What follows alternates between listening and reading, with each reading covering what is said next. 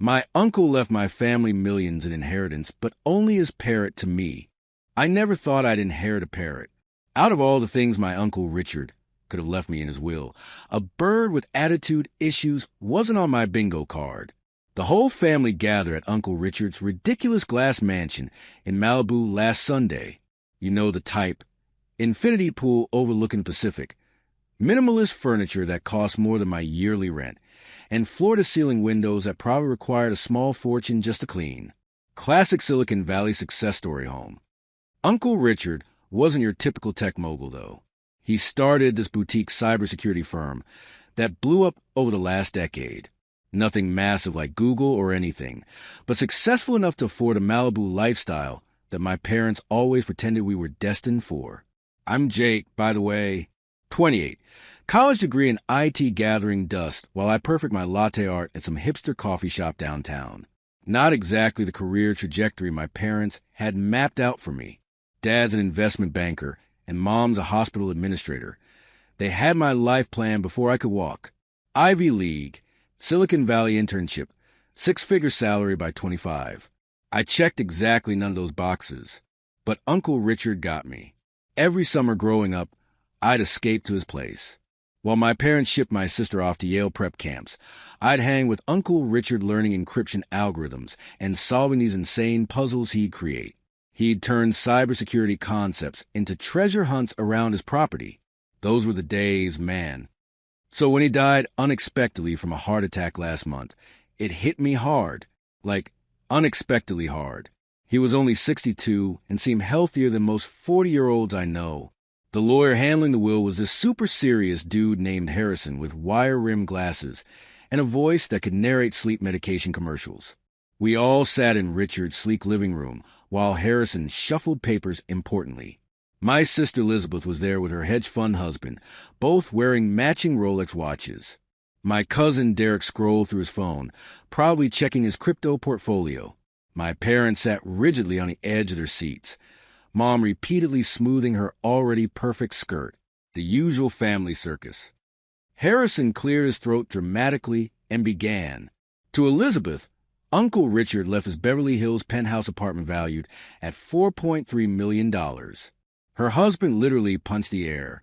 To my brother Michael, who couldn't even bother showing up because he was yacht shopping in Monaco, his words, not mine, a $2 million yacht. Because apparently one yacht isn't enough. My cousin Derek received Uncle Richard's collection of vintage cars, including a 1965 Mustang that Derek had been drooling over since we were kids. My parents got a substantial chunk of shares in his company, which had them exchanging those smug little glances they do when things go according to plan. Then Harrison looked at me over his glasses. To my nephew Jake, I leave my companion Skipper. The room went silent for about 3 seconds before everyone realized Skipper was the ancient green parrot sitting in a cage in Richard's study. The bird that occasionally shouted random numbers and swear words when you least expected it. The laughter started with Derek's snort and cascaded around the room. My mom covered her mouth, trying to look sympathetic, while her shoulders shook. My dad didn't bother hiding his amusement. Well, Uncle Richard always did have a sense of humor, Elizabeth said, wiping an actual tear of laughter from her eye. Derek chimed in, "Hey, Jake, looks like you finally found someone operating at your intellectual level." My dad, always helpful, added, "At least you'll have someone to talk to during your coffee breaks. Although Skipper probably makes more sense than your philosophy major co-workers." The lawyer waited for the laughter to die down before continuing with more property distributions. I sat there feeling my face burn while trying to look like I was in on the joke. As the reading wrapped up, Harrison mentioned something odd. Regarding the cabin in Sierra Nevada, strangely, there's no documentation for it. It's not included in the will. My father frowned. "What do you mean?" Richard owned that property for years. Harrison shuffled through his papers. "I'm afraid I can't find any record of it being properly registered. We'll need to look into it further." I barely heard the rest of the conversation, as I thought about the last time I'd seen Uncle Richard. It was a month before he died, at this tiny diner we both loved. He seemed distracted, stirring his coffee endlessly while I rambled about some customer drama at the cafe. Then he reached across the table, tapped my wrist to cut me off mid-sentence, and said something weird. "Listen carefully, Jake. Sometimes the most valuable things are hidden in plain sight." At the time, I thought he was just dropping some fortune cookie wisdom. Now, sitting in his mansion with everyone deciding how to spend their windfall, that conversation replayed in my head on loop. The family celebration moved to Richard's patio. Elizabeth was already calling designers for the penthouse renovation. Derek was photographing the car keys for Instagram. My parents huddled with the company's CFO, who'd shown up toward the end. I sat alone with Skipper's cage beside me. The bird studied me with one yellow eye, then muttered something that sounded suspiciously like clueless before tucking his head under his wing. My sister sauntered over, champagne flute in hand. "So, what are you naming your fortune? Skipper the Wonder Investment?" She giggled at her own joke. "Seriously, though, what do you even do with a parrot? Your apartment barely fits you." "Richard must have had his reasons," I said, trying to sound more confident than I felt.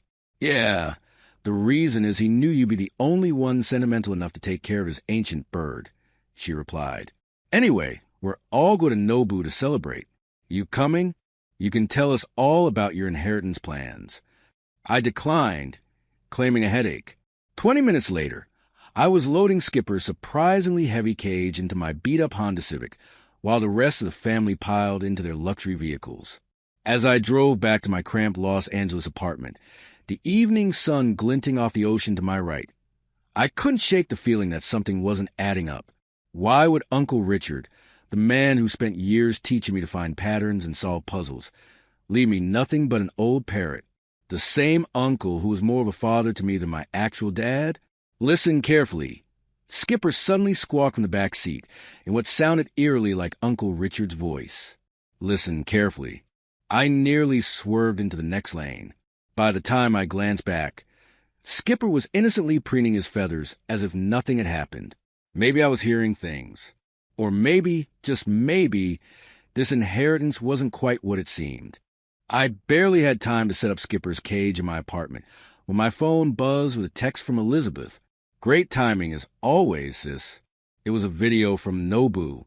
The family celebration was in full swing, champagne bottles popping everywhere. The camera panned around to my relatives raising glasses before zooming in on Derek, who was doing what appeared to be his best parrot impression, squawking and flapping his arms. Everyone was doubled over laughing. Elizabeth's message read, "Look, your bird is a joke of the year. Not jealous, are you?" I tossed my phone onto the couch and glanced at Skipper, who was surveying my apartment with what I swear was judgment in his beady eyes. "Yeah, buddy, I know it's not Malibu. My place isn't terrible, just small. A one-bedroom in Koreatown that costs way too much for what it is. Welcome to LA real estate.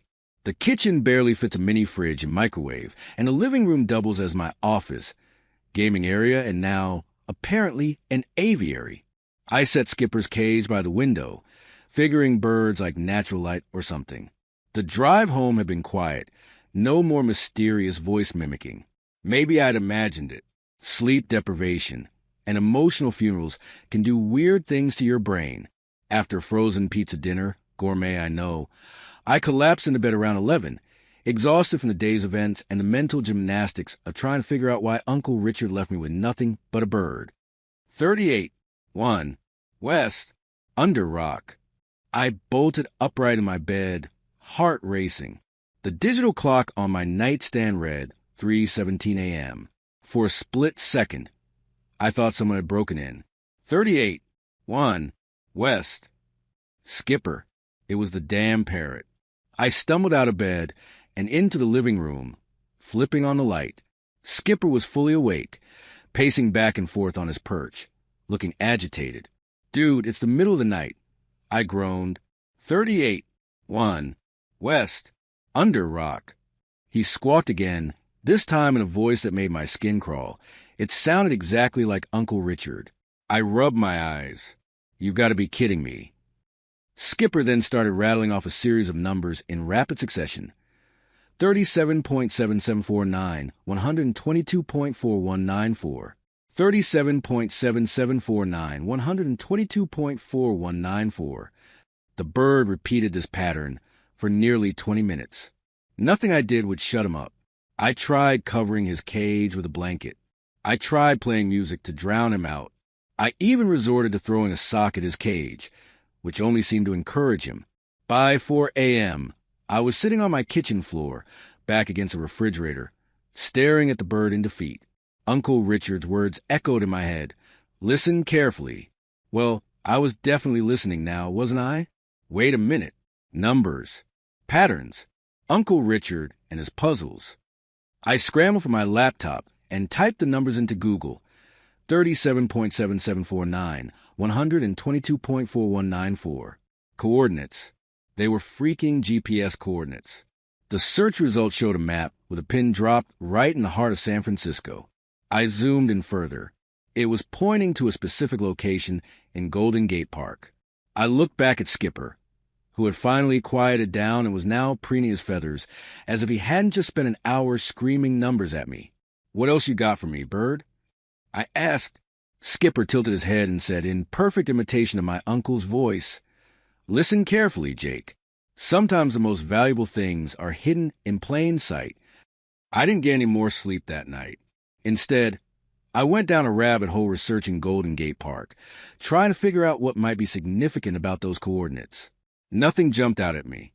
By the time my alarm went off at 7 a.m., reminding me I had a shift at the coffee shop, I was bleary-eyed and no closer to answers.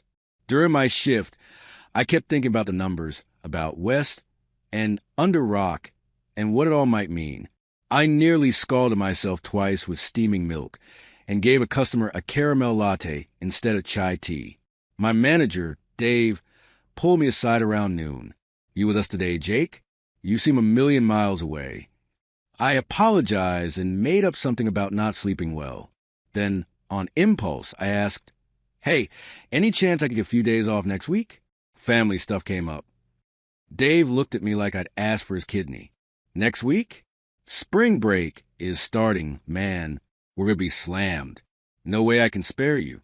I nodded, already knowing what I was about to do was stupid. I understand.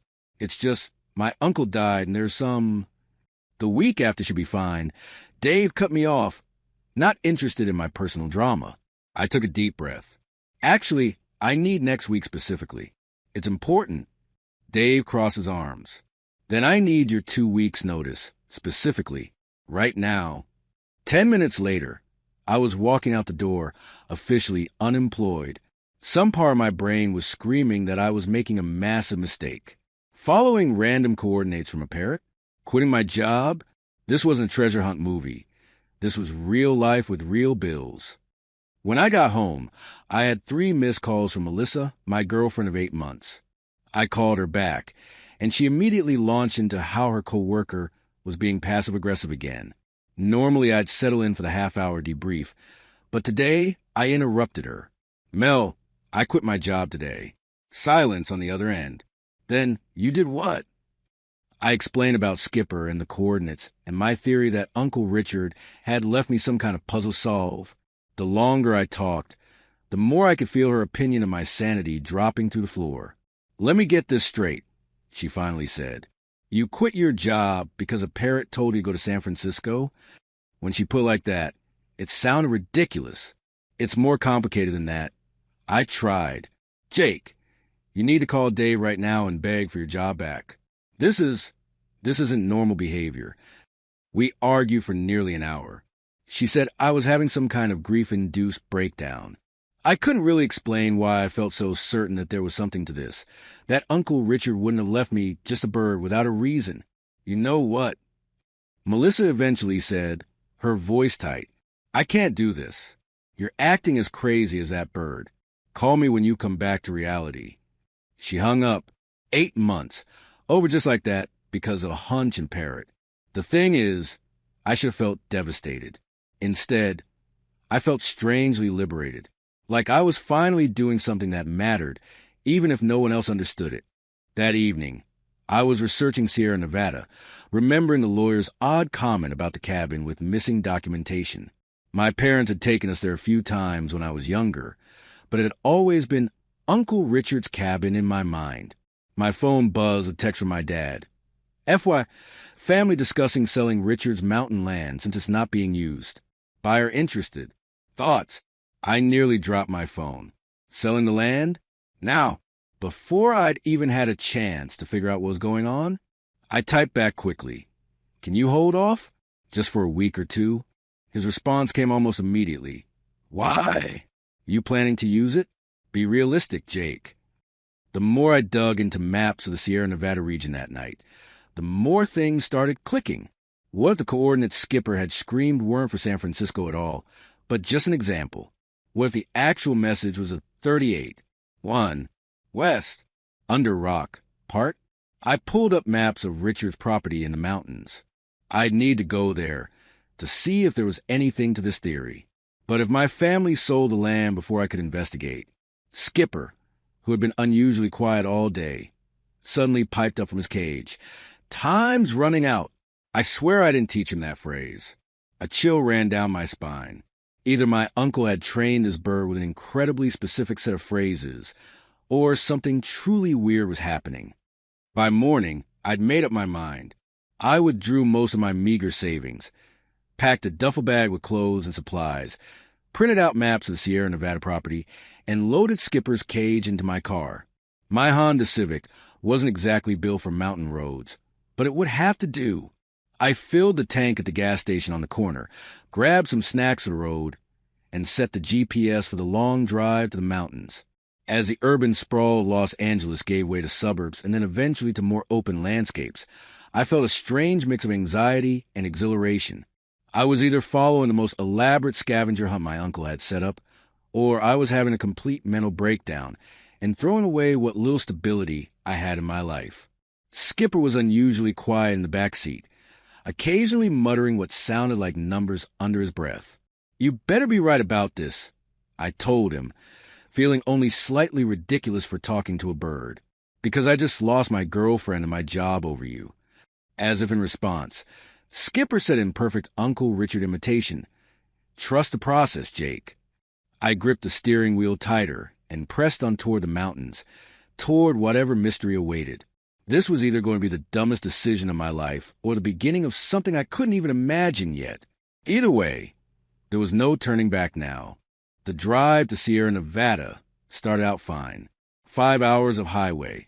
My thoughts drifted between, I'm on an adventure, and I've completely lost my mind. I had the windows down, some classic rock playing, and for a while it almost felt like a normal road trip. Then came the smoke from under the hood. At first, I tried ignoring it. Just a little steam, probably nothing. The universal approach of every guy who knows nothing about cars, but doesn't want to admit it. By the time I acknowledged there was definitely something wrong, my faithful Honda was making noises that sounded like a blender full of nails. I barely managed to pull over to the shoulder of the rural highway before the engine gave up entirely. Wonderful. Middle of nowhere, 3 hours from L.A., 2 hours from my destination, with a parrot as my only companion.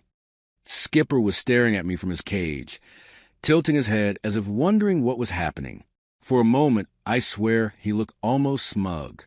Don't give me that look, I muttered, pulling out my phone. At least I had signal. The tow truck took nearly 2 hours to arrive. The driver, a guy named Chuck with more tattoos than teeth, gave my car a single unimpressed look and delivered the diagnosis. Your timing belt shot to hell. Took half your engine with it. Chuck towed me to the nearest town, if you could call it that. Pine Creek consisted of exactly one gas station, a diner, a motel that had seen better days, probably in the 1970s, and a small auto repair shop run by a guy named Earl. Earl, who looked like he was pushing 70, wiped his greasy hands on an even greasier rag and delivered the brutal news. Parts will take 3 days minimum to arrive. Labor's another day. You're looking at Thursday at the earliest sun.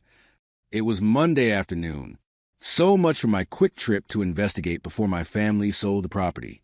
I rented a room at the Pine Creek Motel, which, surprisingly, had a vacancy despite its obvious charm of water stains on the ceiling and a lingering smell of cigarettes from 1992. The clerk didn't even blink at Skipper's cage. No extra charge of bird, she said, not looking up from her romance novel. Just make sure he doesn't redecorate the curtains. I lugged my duffel bag and Skipper's cage up to room 14, which featured 2 twin beds with floral comforters and wood panel walls that hadn't been updated since the Carter administration. The TV only got 6 channels, but one of them was showing the business news. I almost changed it when a familiar logo flashed on the screen. Uncle Richard's company, Cyphertech Solutions. Stock surging 27% today after the company announced a breakthrough in quantum encryption technology that the late founder Richard Hayes had been developing before his death. Industry analysts are calling it a game changer for cybersecurity. I sat on the edge of the bed, watching as the financial analyst explained how my uncle's last project was apparently revolutionary enough to send the company's valuation through the roof. The reporter mentioned that major shareholders were looking at substantial returns following this announcement. Major shareholders, like my parents, who inherited all of Richard's company stock. Great. My family was getting even richer while I was stuck in a motel room with peeling wallpaper and a bird that alternated between spouting random numbers and giving me the silent treatment. My phone buzzed with a text from my dad. Found buyer for mountain property. Finalizing paperwork Thursday. FYI, not even asking if I was okay with it anymore. Just informing me. I checked the maps I'd printed. The coordinates I'd worked out from Skipper's midnight squawking session pointed to a location about 5 miles from the main road, somewhere on the property my family was about to sell. I had precisely 3 days to figure out what was there and no car. When in doubt, there's always the nuclear option, calling your parents for help. But I knew exactly how that conversation would go. You quit your job to follow some Parrot's directions? Maybe you should see a therapist, Jake. Instead, I walked back to the gas station, where a bored teenager informed me that yes, I could rent a bicycle from the general store next door, but no, he wouldn't recommend mountain biking unless I had, actual experience, dude. The next morning, I set out at dawn with my rented mountain bike, a backpack full of water and trail mix, and directions to the trailhead closest to the coordinates. I left Skipper in the motel room. Bringing a Parrot cage on a mountain bike ride seemed like a disaster waiting to happen. I'll be back by evening, I told him, feeling only slightly ridiculous for explaining my schedule to a bird. Try not to trash the room while I'm gone. Skipper just stared at me, unblinking. He hadn't made a peep since we arrived at the motel.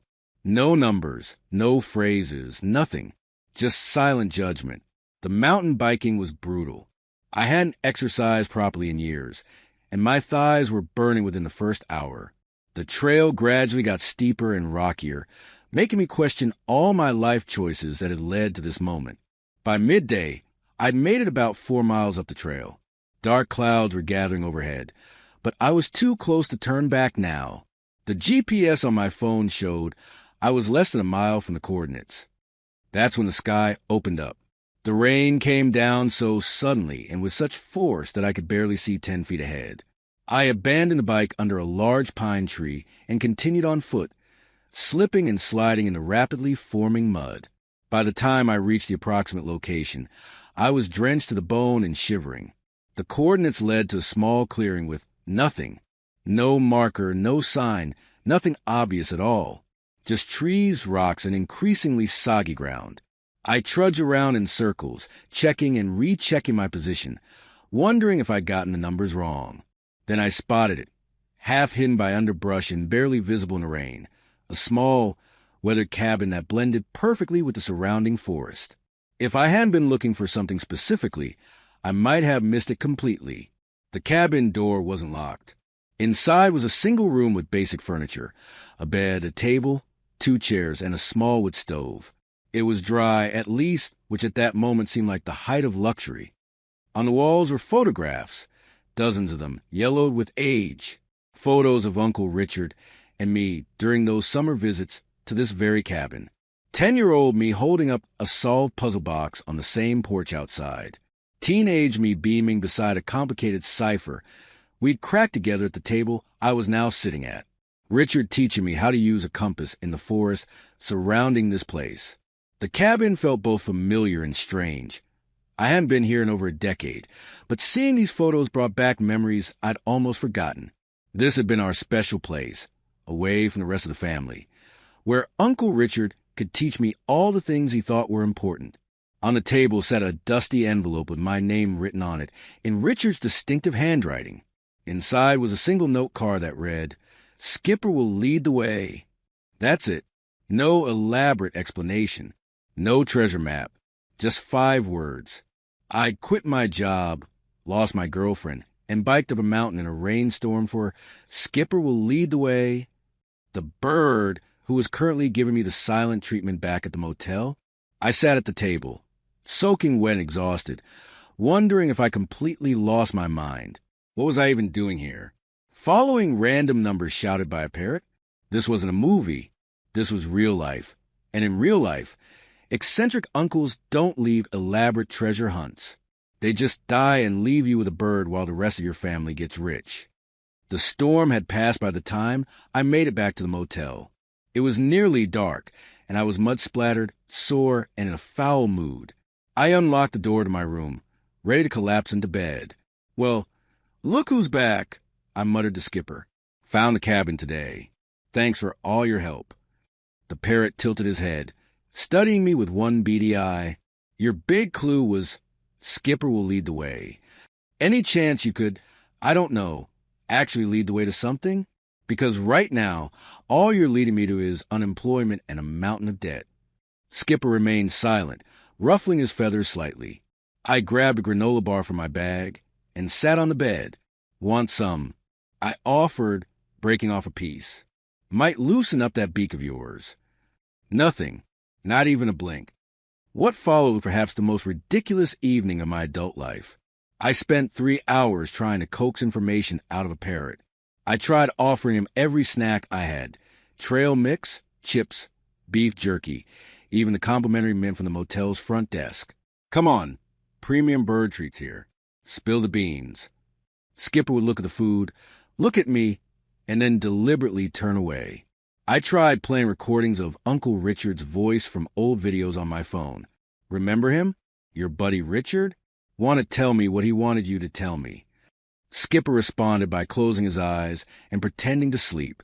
I tried bribing him with shiny objects. "Look, my house key. Very shiny. Very cool. Tell me about the numbers and it's yours." At this, Skipper finally spoke. He looked me dead in the eye and said, "Dummy. Just dummy. Nothing else." I tried showing him the note from the cabin. "See this? Skipper will lead the way." "That's you. You're supposed to be leading." "Dummy," Skipper repeated, then turned his back to me. By 11 p.m., I was desperate enough to try reverse psychology. "Fine. Don't tell me. I don't even care anymore. The whole family was right. Uncle Richard just left me a useless bird as a joke. I'll call Dad tomorrow and tell him to go ahead with the sale." I turned off the light and flopped onto the bed, staring at the ceiling in the dark. 38 steps. Came a voice in the darkness. Uncle Richard's voice. I sat up so fast I nearly fell off the bed. "What did you say?" Silence. "Skipper, what did you just say?" More silence. I was beginning to think I'd imagine it when Skipper spoke again, still in Richard's voice. 38 steps west from the cabin door. 1 step north. I scrambled for my phone to take notes. West from the cabin door. Then what? "Under the rock," Skipper continued, now sounding almost bored. "The big one. You can't miss it unless you're a dummy." I was too excited to be insulted. "What's under the rock?" Skipper went quiet again. "Come on, you were just getting the good part." I pleaded. I tried every trick again. Food, shiny objects, threats, promises. But Skipper had apparently reached his word quota for the day. He tucked his head under his wing and refused to acknowledge me for the rest of the night. The next morning, I woke to the sound of rain pattering against the window. Great. Another day of trudging through mud. I checked my phone to find a text from Earl the mechanic. "Parts delayed. Might be Friday now." And a follow-up text from my dad. "Lawyer drawing up final papers for land sale. Signing tomorrow afternoon." I had less than 36 hours before my family sold the property. I needed to get back to that cabin and find whatever was 38 steps west, 1 step north, under the rock before it was too late. I looked over at Skipper, who was watching me intently. Ready for another adventure? Listen carefully, my boy. Skipper suddenly squawked in Uncle Richard's voice, making me jump. Then, with perfect clarity, he added, "Under the rock. West. West." As I packed my backpack for another trip to the cabin, I couldn't shake the feeling that this time I was actually closing in on whatever my uncle had wanted to find. Whatever it was, I had one last chance to discover it before it was gone forever. Then I spotted it, half hidden by underbrush and barely visible in the rain, a small, weathered cabin that blended perfectly with the surrounding forest. If I hadn't been looking for something specifically, I might have missed it completely. The cabin door wasn't locked. Inside was a single room with basic furniture, a bed, a table, 2 chairs, and a small wood stove. It was dry, at least, which at that moment seemed like the height of luxury. On the walls were photographs, dozens of them, yellowed with age, photos of Uncle Richard and me during those summer visits to this very cabin. 10-year-old me holding up a solved puzzle box on the same porch outside. Teenage me beaming beside a complicated cipher we'd cracked together at the table I was now sitting at. Richard teaching me how to use a compass in the forest surrounding this place. The cabin felt both familiar and strange.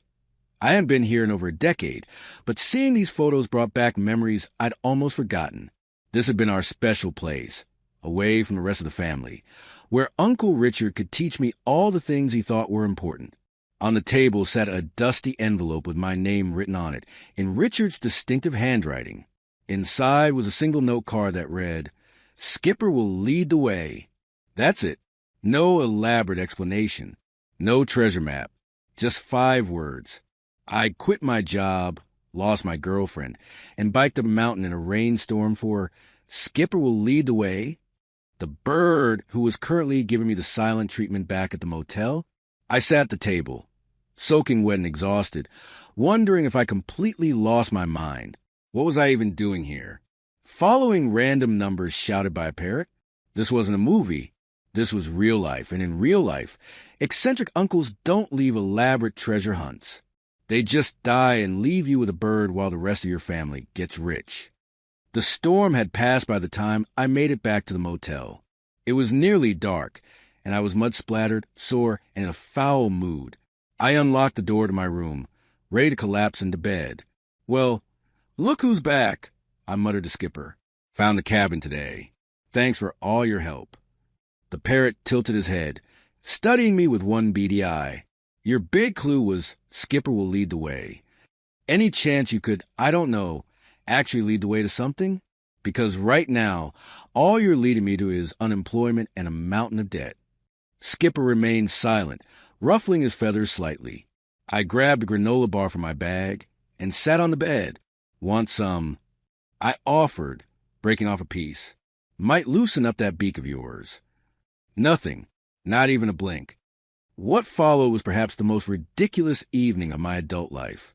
I spent 3 hours trying to coax information out of a parrot. I tried offering him every snack I had: trail mix, chips, beef jerky, even the complimentary mint from the motel's front desk. "Come on, premium bird treats here. Spill the beans." Skipper would look at the food, look at me, and then deliberately turn away.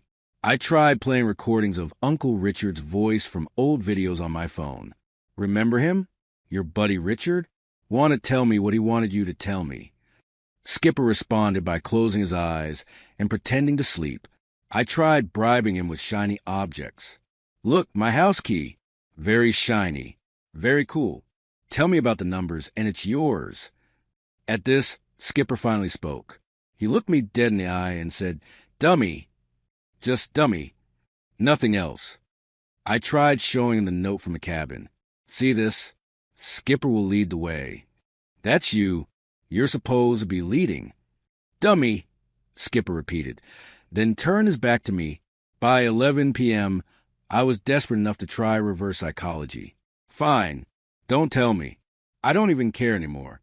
The whole family was right. Uncle Richard just left me a useless bird as a joke. I'll call Dad tomorrow and tell him to go ahead with the sale. I turned off the light and flopped onto the bed, staring at the ceiling in the dark. 38 steps. Came a voice in the darkness. Uncle Richard's voice. I sat up so fast I nearly fell off the bed. What did you say? Silence. Skipper, what did you just say? More silence. I was beginning to think I'd imagined it when Skipper spoke again, still in Richard's voice. 38 steps west from the cabin door, 1 step north. I scrambled for my phone to take notes. West from the cabin door. Then what? Under the rock, Skipper continued, now sounding almost bored. The big one. You can't miss it unless you're a dummy. I was too excited to be insulted. What's under the rock? Skipper went quiet again. Come on, you were just getting the good part. I pleaded. I tried every trick again. Food, shiny objects, threats, promises. But Skipper had apparently reached his word quota for the day. He tucked his head under his wing and refused to acknowledge me for the rest of the night. The next morning, I woke to the sound of rain pattering against the window. Great. Another day of trudging through mud. I checked my phone to find a text from Earl the mechanic. Parts delayed. Might be Friday now. And a follow-up text from my dad. Lawyer drawing up final papers for land sale. Signing tomorrow afternoon. I had less than 36 hours before my family sold the property. I needed to get back to that cabin and find whatever was 38 steps west, 1 step north, under the rock, before it was too late. I looked over at Skipper, who was watching me intently. Ready for another adventure? Listen carefully, my boy. Skipper suddenly squawked in Uncle Richard's voice, making me jump.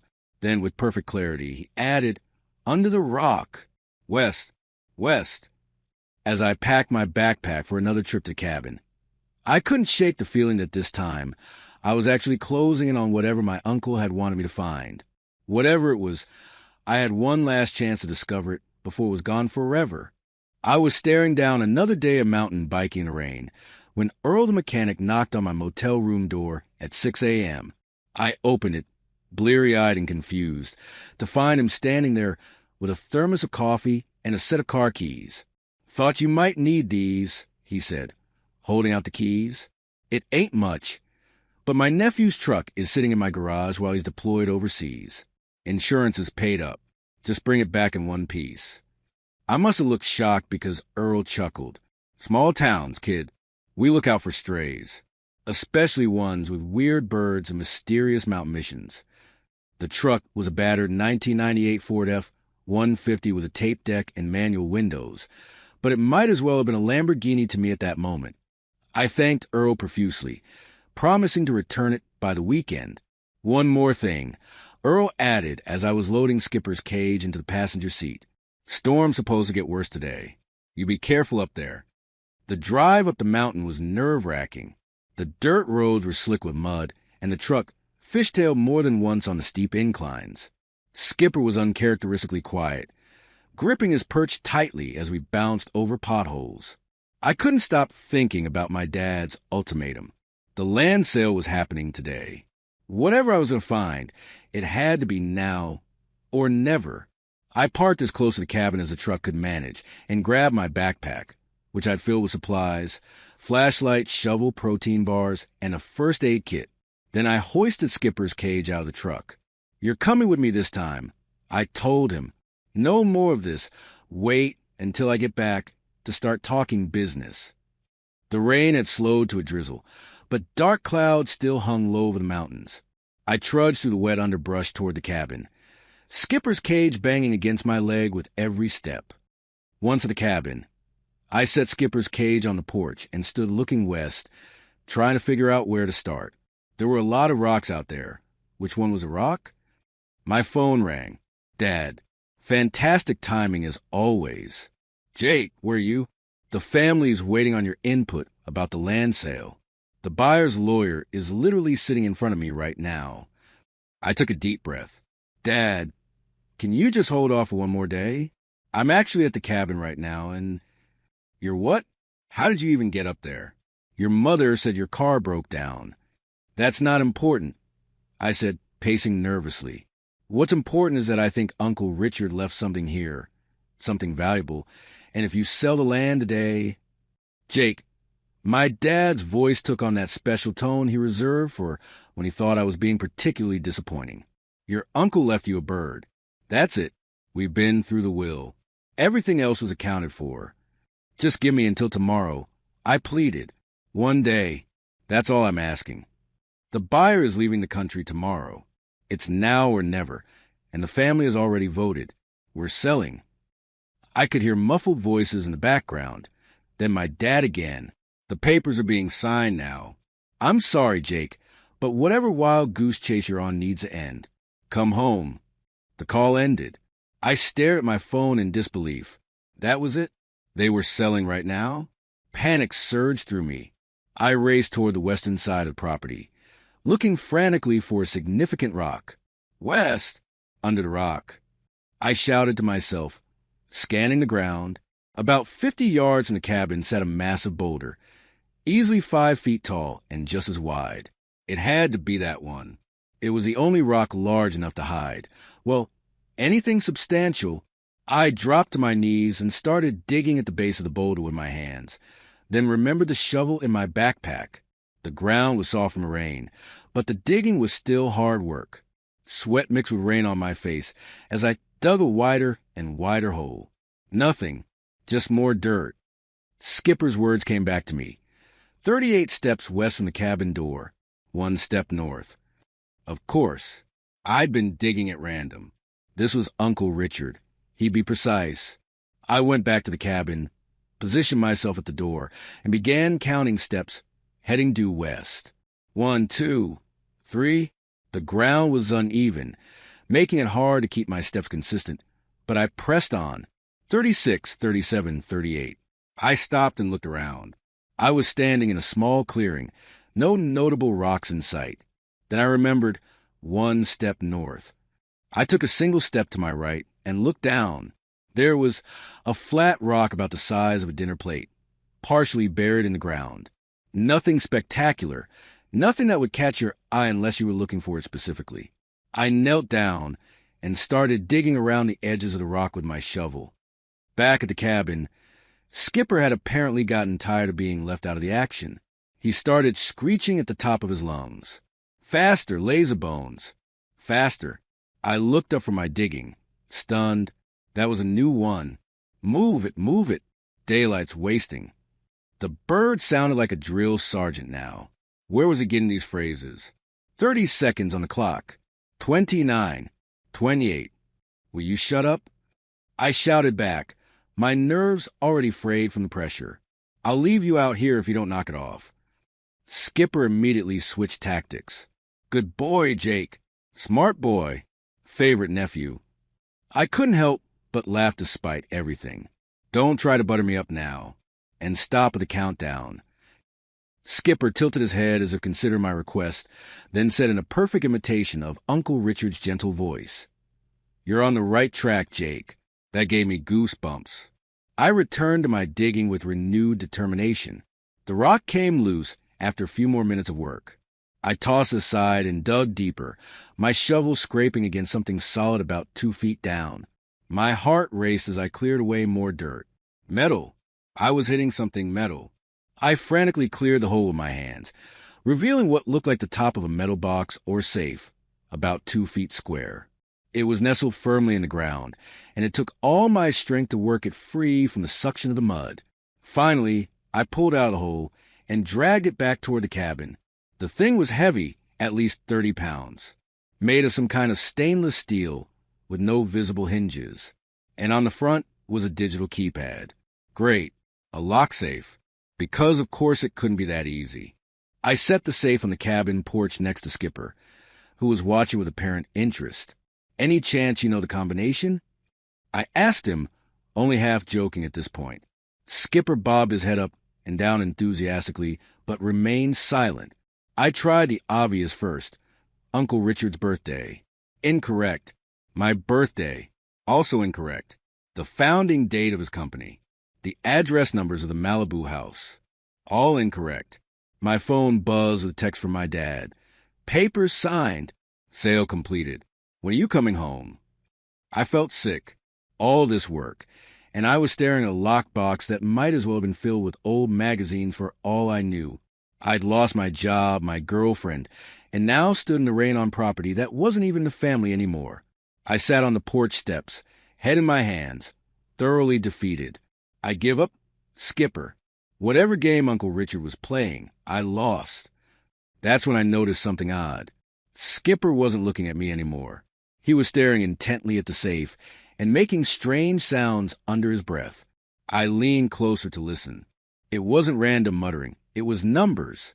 The same sequence of numbers, repeated over and over again in a low voice. 73916. I looked at the keypad on the safe, then back at Skipper, who continued his rhythmic chanting of numbers. Maybe, just maybe, this strange bird knew more than I thought. I stared at Skipper in disbelief as he continued his quiet chant. 73916. Could it really be that simple? After all the puzzles, all the clues, would Uncle Richard have just taught the combination to the bird? With nothing to lose, I carefully punched the numbers into the keypad. 7-3-9-1-6. The safe made a single beep, but nothing happened. I deflated instantly, slumping back onto the porch steps. Of course it wouldn't be that easy. Skipper tilted his head, looking at me like I was the dumbest human he'd ever encountered, and repeated the sequence more deliberately. 73916. I realized he was emphasizing certain numbers. Maybe it wasn't the sequence, but those specific numbers? I tried 316. Another beep. Still locked. Frustrated, I ran my hand through my rain-soaked hair. What are you trying to tell me, Skipper? What am I missing? I thought about Uncle Richard and the puzzles we used to solve together. He always had a thing for using everyday systems as codes. Phone keypads, keyboard layouts, ASCII values. Wait a minute. What if the numbers weren't just numbers? What if they were... I quickly pulled out my phone and looked at the keypad. Like old phones, each number also corresponded to letters. 7 was PQRS, 3 was DF, 9 was WXYZ, 1 was just 1, and 6 was MNO. But there were multiple letters per number. How would I know which one? Then I remembered something Uncle Richard taught me. When in doubt, take the first option. Keeps things simple. I worked out the letters. 7 tongue sticking out, 3 laughing face, 9 equals W, 1 is equal to 1, 6 equals M. P, D, W, 1M? That made no sense. Think, I muttered to myself. There has to be a pattern. Skipper repeated the sequence once more, this time tapping his foot impatiently with each number. And that's when I noticed he wasn't saying random numbers. He was saying them in a very specific rhythm. The emphasis wasn't on specific digits, but on how they were grouped. It wasn't 7-3-9-1-6. It was 73-91-6. I tried the new combination, typing just 3 numbers instead of 5. 7-3-9-1-6. Wait, that didn't make sense. I shook my head to clear it and tried again, this time entering the actual 3-number sequence. 73-91-6. A longer beep sounded, followed by a mechanical click. The safe door popped open slightly. I held my breath as I lifted the lid, half expecting to find nothing but an elaborate joke from beyond the grave. Instead, I found stacks of cash. Actual, physical cash, neatly bundled in wrappers marked $10,000 each. I flipped through one stack with shaking hands. Hundreds. All hundreds. A quick count revealed 30 stacks. $3 million in cash. Just sitting there, in a box, under a rock, in the mountains. Uncle Richard. What the hell? I whispered, my mind unable to fully process what I was seeing. But the cash wasn't alone. There was also a waterproof document case, a USB drive, a folder containing stock certificates, and an envelope with my name written on it in Uncle Richard's distinctive handwriting. I opened the envelope first and unfolded the letter inside. Dear Jake, if you're reading this, you've proven what I've always known, that you have the mind and determination to figure things out when it really matters. The cash is yours, no questions asked. It should be enough to give you breathing room to make your own choices for once in your life, without worrying about what your parents or anyone else thinks. The documents in the case are the true deed to the cabin and surrounding 5 acres. I never put them in my official assets. They're registered to a shell company called Cypher Peak Holdings, LLC, which you now control. Instructions for claiming ownership are inside. The property is yours, no matter what the rest of the family decides to do with the surrounding land. I made sure to legally separate this parcel from the main property years ago, though I never told anyone about it. I paused reading, my heart racing. The cabin wasn't even part of the land my family had just sold. Uncle Richard had been playing 5-dimensional chess this whole time. I returned to the letter. The USB drive contains a complete code for my quantum encryption algorithm, the one that's been my life's work for the past decade. By the time you read this, the company will have announced a breakthrough, but they only have half the picture. You're holding the missing piece, and it's worth millions, possibly billions, but only in the right hands. Your hands, Jake. You always understood how I think better than anyone. The world needs this technology, but it needs someone trustworthy to shepherd it. That's you. The stock certificates are my personal holdings in SpaceX. Current value around $10 million. But knowing Elon, they'll probably be worth a lot more by the time you cash them in. P.S. Take care, Skipper. He knows more than he lets on. He's been my test subject for memory pattern audio encoding. The 73-91-6 wasn't random. It's the file designation for the core encryption algorithm.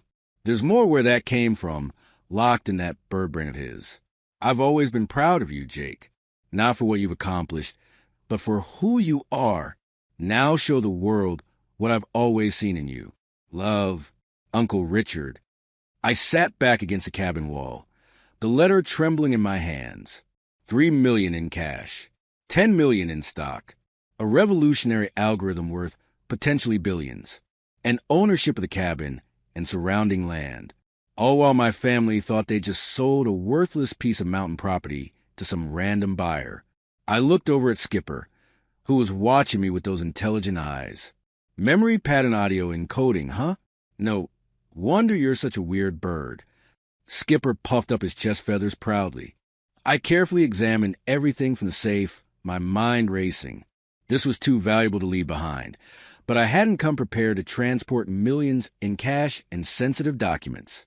I emptied my backpack completely, stuffing it with the USB drive, stock certificates, and as much cash as would fit. For the rest of the money, I had to get creative. I found a large black garbage bag in the cabin's small kitchen closet and filled it with the remaining bundles of cash. It wasn't elegant, but it would have to do.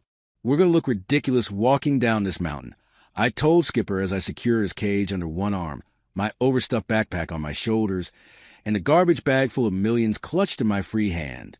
But there was no way I was leaving any of this behind, especially not with the property technically changing hands tomorrow. The drive back to Pine Creek was surreal. I'd gone from broke, jobless, and girlfriendless to secretly wealthy in the span of an afternoon. But I didn't feel elated. I felt purposeful, like the last puzzle piece of my life had finally clicked into place. Earl was at the garage when I dropped off his truck, looking concerned. Weather reports saying that storm's gonna get real bad tonight. Road might wash out. You want to head back to the city? You better do it now. I thanked him for his help in the loan of the truck, pressing a few $100s into his hand despite his protests. For your nephew, I insisted. Buy him a homecoming dinner when he gets back. I checked into the Pine Creek Motel for one more night, deciding to wait out the storm. My Honda wouldn't be ready until tomorrow anyway. That evening, I sat on the bed with my laptop, the USB drive connected, exploring the contents. It was mind-blowing stuff. Page after page of code diagrams and complex mathematical formulas. I didn't understand all of it, but I understood enough to know Uncle Richard hadn't been exaggerating about its value. My phone started blowing up around 9 p.m. First my dad, then my mom, then Elizabeth, then even Derek. I let them all go to voicemail. Their messages were variations on the same theme. Jake, where are you? Something strange happened with the sale. The buyer says the property records don't match. Did Richard tell you anything about the cabin ownership? I waited until morning to call my dad back. The cabin and surrounding 5 acres aren't part of the property you sold. I told him calmly. They belong to Cypher Peak Holdings, LLC. What the hell is Cypher Peak Holdings? He demanded. It's a company Uncle Richard set up. I'm the sole owner. The silence on the other end was deafening. Jake, he finally said, his voice uncharacteristically uncertain. What exactly did Richard leave you? A parrot, I replied, just like the will said. I drove back to Los Angeles the next day in my repaired Honda, Skipper's cage secured in the passenger seat. The bird seemed almost smug, occasionally muttering number sequences under his breath. Over the next few weeks, I got my affairs in order.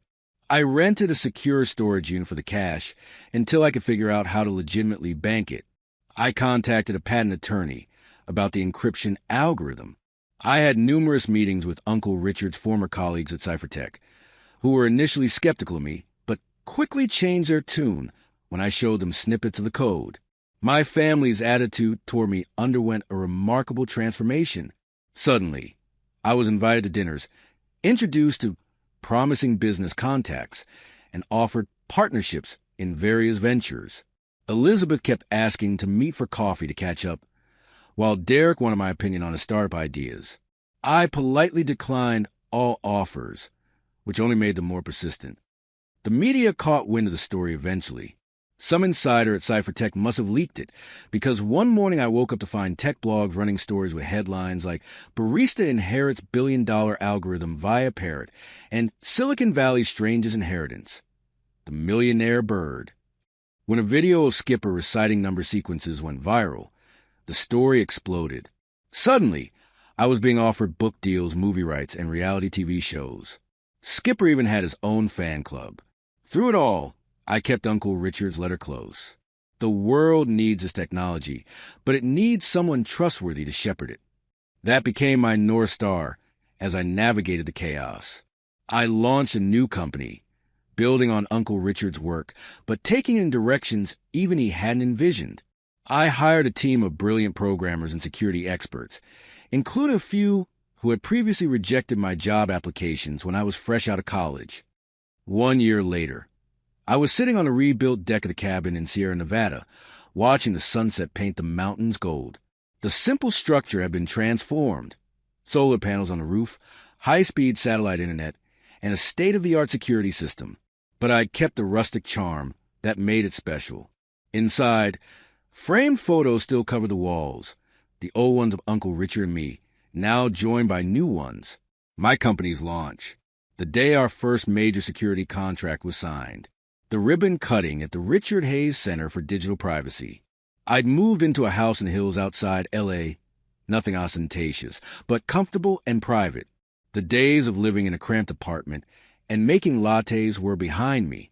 Skipper's accommodations had also been upgraded.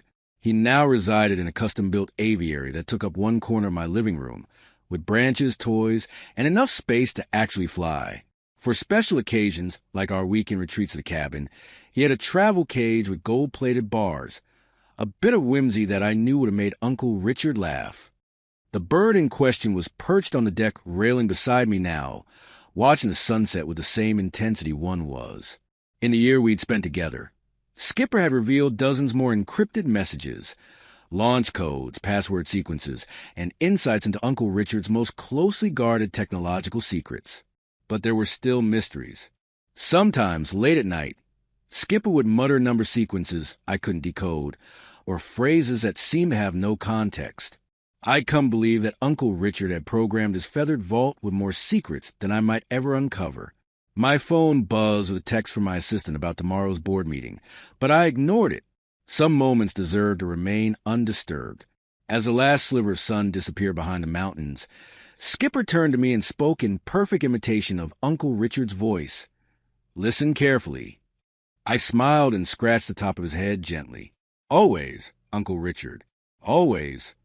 In that moment, watching the stars appear one by one above the mountains that now truly belonged to me, I felt a deep sense of peace. Uncle Richard had given me more than wealth or property or even revolutionary technology.